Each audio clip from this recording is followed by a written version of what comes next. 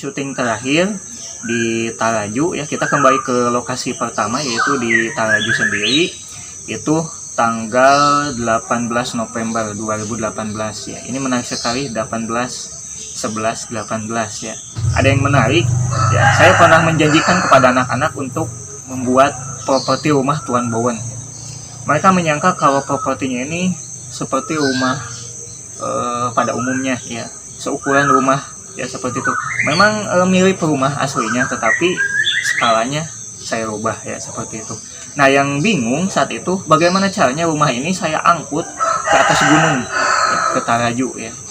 Sehingga akhirnya dibuatlah terobosan baru ya, yaitu bongkar muat rumah.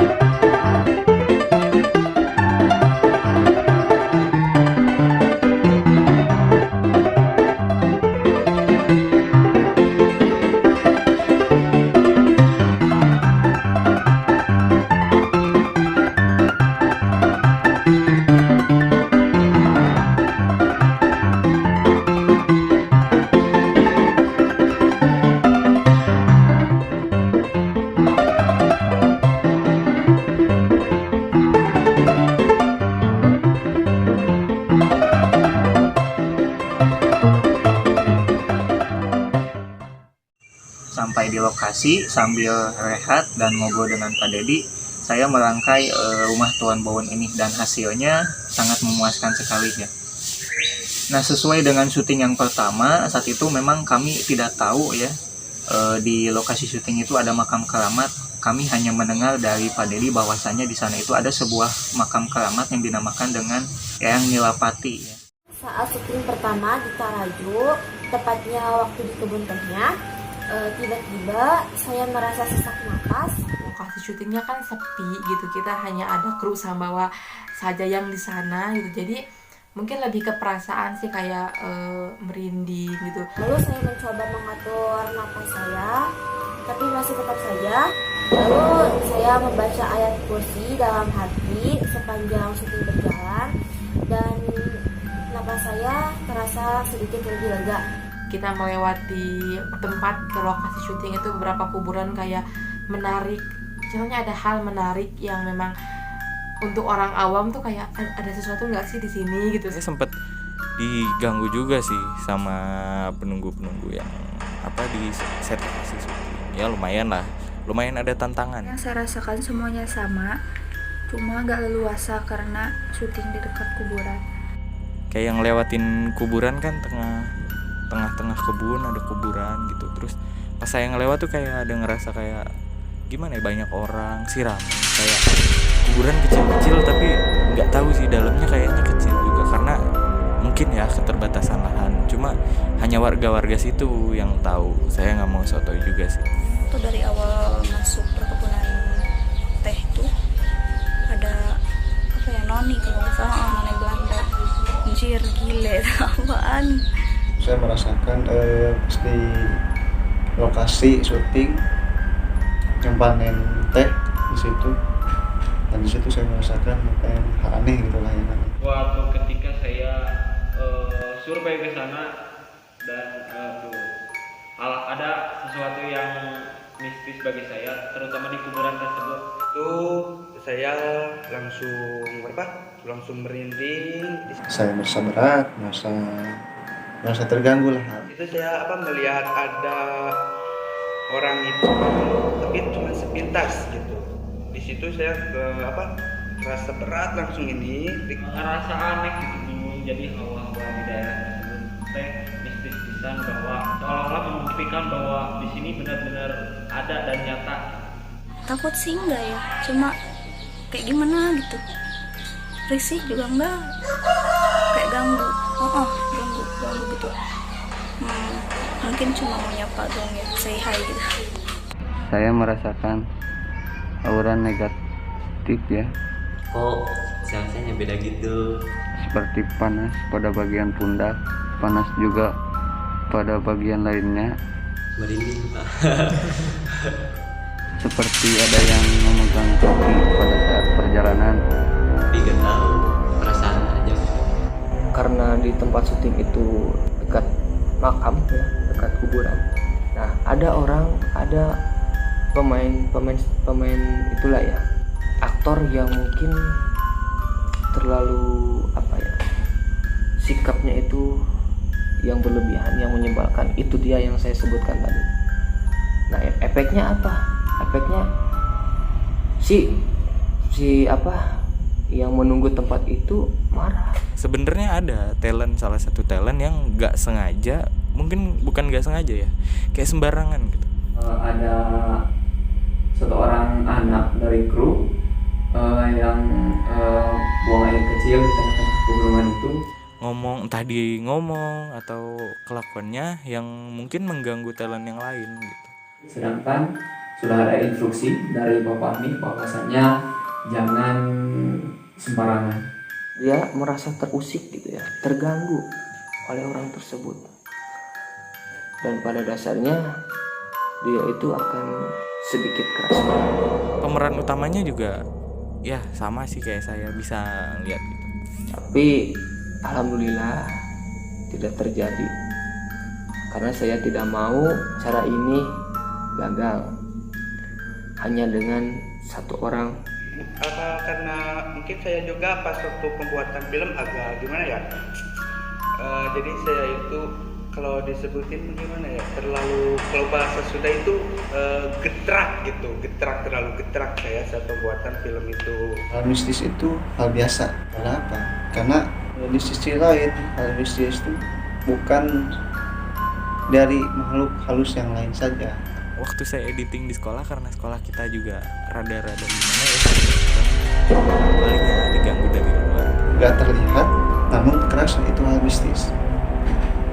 Bukan kepada makhluk yang lain juga, gitu kan? Bukan identik hal mistis itu dikaitkan dengan yang goib. Ada yang nemenin lah istilahnya, nemenin saya ngedit. Paling gitu. Tapi kita mempunyai rasa kepada orang lain tuh sebetulnya hal mistis juga karena kita tidak terlihat. Dan sebelum syuting kami mencoba berziarah ke beliau.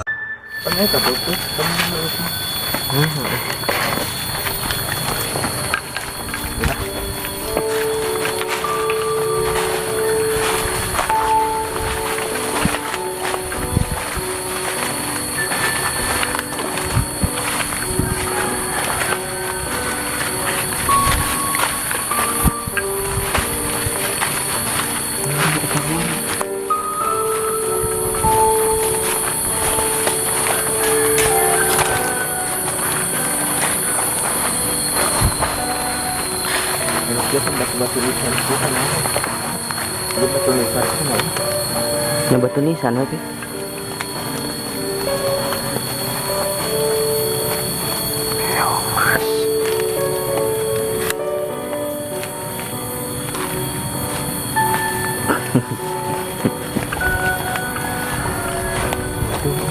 Gue dicor. Baru itu betul.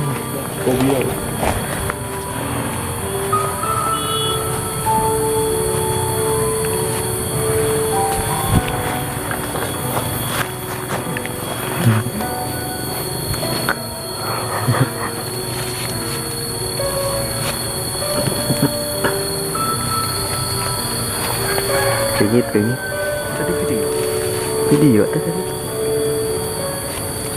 Halo guys, jadi Ceritanya kita hari ini syuting. Ayo nge-vlog di makam gini apa? Logan Paul serangan. Oh sana. Oh si Hugs. Hugs agency Ewing. Enggak itu. guys. Serangan. Guys.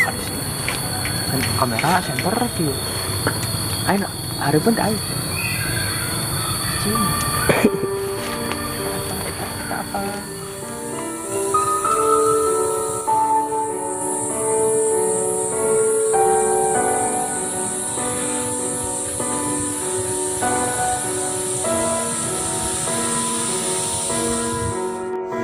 setelah berziarah kita mengadakan syuting. Saat itu briefing terlebih dahulu, berdoa bersama, lalu kita syuting itu di lokasi perkebunan rakyat di sebelah barat, mana di sana itu untuk adegan Riko, Tuan Bowen, dan adegan Satria ya di syuting pertama ya, yang memang belum selesai saat itu. Nah, yang namanya proses syuting pasti ada pro kontra ya di antara sutradara dengan kru lainnya ya. Saat itu saya berdebat dengan Yagi ya tentang posisi adegan Opik dan Tuan Bowen. Kita ninggalin nama gitu. Da di shoot di belakang ge ninggalin teh ka samping, tas di samping teh aya telepon. We awas teh ka ditu. Tangke teh si kamera teh ditinggalikeun ka dieu teh geuning aya si Bowen.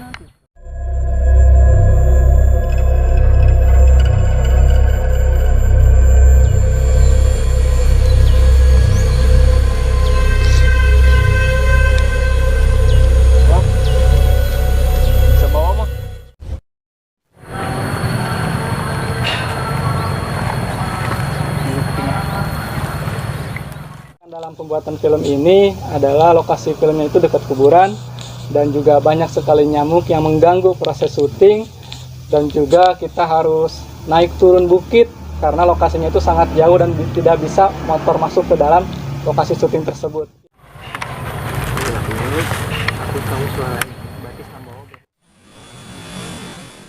Sebagai kameramen itu saya sendiri kan tahun 1919, sedangkan area syuting kan sudah modern. Bagaimana caranya mengubah area tersebut menjadi seperti zaman dahulu? Tahu? Seperti menghindari rumah, menghindari Uber, menghindari suara motor, suara mobil, motor lewat, terus motor lewat. Editing itu ada dua ya, saya sama Rifai, cuma banyaknya ya di saya. Rifai sebagai asisten editing gitu, asisten saya. Dan juga kesulitan dalam editing banyak sih sebenarnya. Dimulai menghilangkan bangunan, menghilangkan motor, itu dihilang-hilangin orang beli mahal. Kita hilangin. Rumah Tuan Bowen juga susah mengeditnya. Lalu mengubah muka wajah-wajah ini, wajah-wajah Tuan Bowennya kan ini kan Tuan Bowennya versi pribumi jadi rada gelap gitu. Jadi saya harus menerangkan gitu. Jadi saya harus jadi Opik terangkanlah. Jadi di dalam proses editing sebenarnya rumit kalau dijelaskan, ya emang rumit sih dalam tahap editing itu. Dari audio juga, segi audio, nah terus dari menghilangkan objek, terus mengubah warna, mengatur warna dari film ini juga agak mengalami kesulitan gitu. Audio itu paling sulit karena dari permintaan produser sutradara sendiri harus ada musik tradisionalnya, dan itu susah didapat gitu. Jadi harus, kalau emang misalkan kita bisa ya pakai audio sendiri, cuma karena kita nggak ada gitu, nggak ada krunya, nggak ada alatnya, jadi nyari-nyari aja dari YouTube. Nah, selesai syuting, kami makan siang saat itu. Lalu kami berpamitan kepada Pak Dedi dan mengucapkan terima kasih ya karena telah menerima kami di sini dan mengizinkan kami untuk syuting di tempat ini. Nah, siang itu setelah kami berpamitan ke Pak Dedi, kami berencana untuk datang ke makam Tuan Bowen di ACD sana. Dan saat itu Andri Ubaidillah yang berperan sebagai Tuan Bowen sendiri sudah penasaran ya di mana makam sosok yang ia perankan.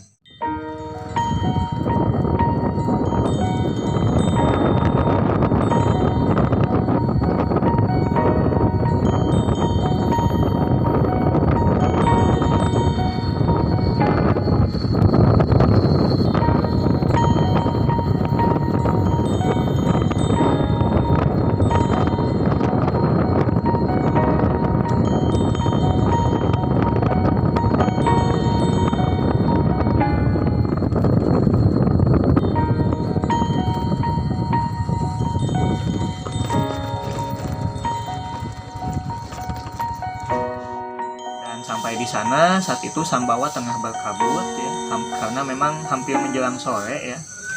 Dan di sana kami ke atas bukit dan sampailah di sebuah makam yang saat itu belum seperti sekarang ya. Jadi masih disaungi oleh seng yang kurang rapih lah, bisa dikatakan seperti itu.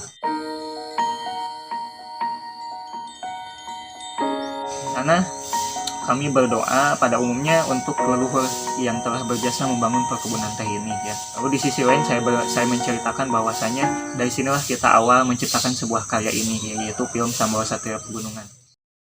Ke sini belum pernah terbayangkan bisa datang ke sini. Cukup bangga sekali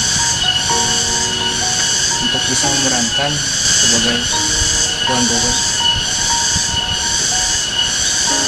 Setidaknya mungkin ini dikatakan sebagai tokoh yang besar di masa lalu. Nah di sana setelah tabur bunga kami foto bersama, lalu ke puncak ya, ke Sambawa Puncak. Nah di sana ada juga komentar dari beberapa kru ya tentang sosok yang ada di gunung itu ya. Hal mistis ketika selama syuting di sana itu, ketika aktor utama disandingkan dengan almarhum Tuan Bowon itu, saya merasakan ada kehadirannya di sana gitu. Dia itu, saya seolah-olah dia itu melihat kita lagi syuting gitu.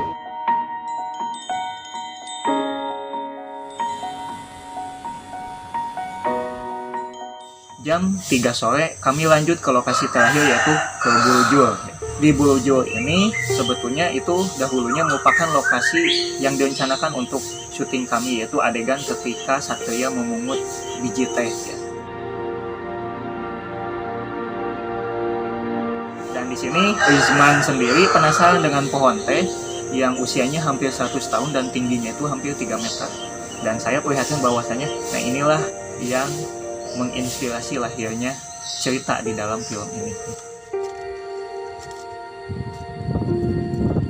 Di sana Opik yang memerankan sebagai Riko memberikan sesuatu kepada saya, yaitu sebuah bibit teh yang ia pungut dari bawah pohon teh yang sudah hampir 100 tahun itu.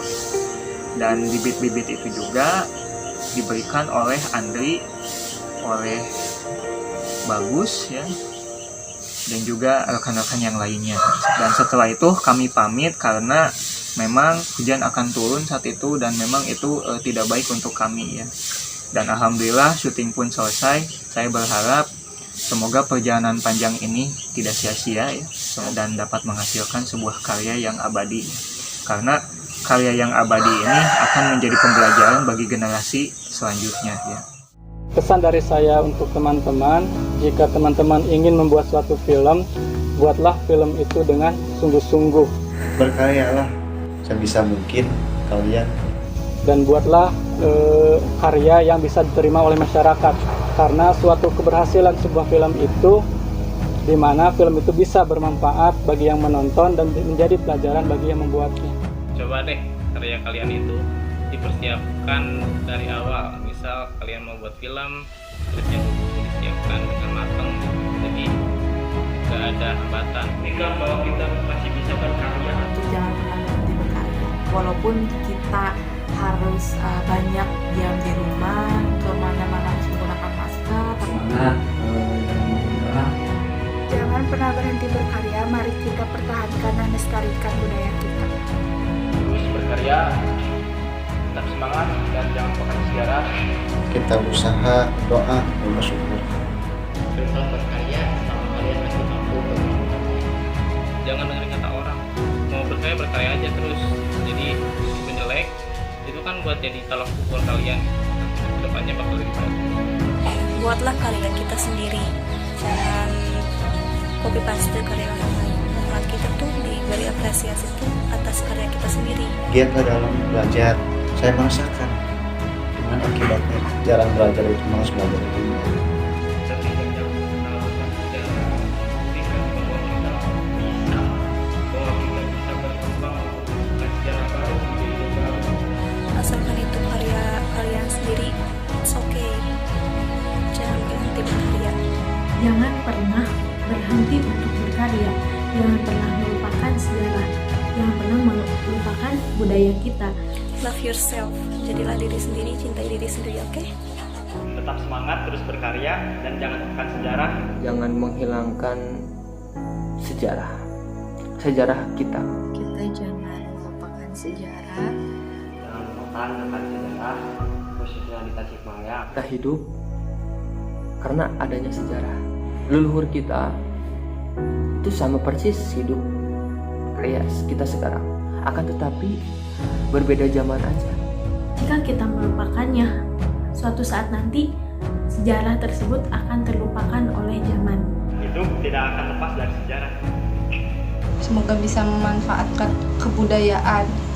Harus diingat lah, harus diulang kembali, harus kita kasih tahu ke turunan kita yang akan datang bahwa dulu itu seperti ini, sekarang itu seperti ini. Budaya itu pun akan menghilang dengan sendirinya. Lestarikan warisan leluhur kita. Explore lagi cerita-cerita rakyat mungkin, atau sejarah-sejarah yang ada di tempat kalian. Kalian harus sering-sering mengulik sejarah di daerah kalian. Lebih mencintai sejarah karena sejarah itu bisa membuat kita cinta terhadap sesuatu. Siapa tahu itu bisa menjadi pembelajaran untuk generasi-generasi selanjutnya agar sejarah itu tidak mati. Kalau nggak ada sejarah, mungkin kita tidak tahu dari mana asal usul kita berada di sini kan. Teruslah berkarya, karena berkarya itu akan mensukseskan Anda di masa depan. Saya mencoba untuk menggali sejarah-sejarah yang ada di Tasikmalaya ini. Jadilah pemuda-pemudi yang bertanggung jawab, jagalah alam. Kita jangan sampai melupakan sejarah. Jangan sampai melupakan sejarah. Terus mengembangkan atau mencari tahu tentang sejarah-sejarah yang ada di sekitar kita, khususnya di kota Tasikmalaya, Kabupaten Tasikmalaya. Adanya kita di sini itu adalah perjuangan nenek-nenek moyang kita, kakek-kakek kita, buyut-buyut kita di masa lalu. Karena saya juga baru tahu cerita Sambawa ini mungkin kisah nyata yang diangkat menjadi film oleh Bapak Fahmi. Terima kasih. Kita jangan sampai melupakan sejarah yang sudah diukir oleh nenek moyang kita. Dan ini sangat bermanfaat sekali menurut saya pribadi. Selama kita masih bisa berdiri, berjuang, teruslah berjuang menggapai mimpi kalian. Apapun passion kalian, apapun minat kalian, khususnya yang berminat atau suka di film pendek, tolong kembangkan itu gitu kan. Terus semangat untuk mewujudkan cita-cita kita. Sesuatu yang kita impikan bisa tercapai.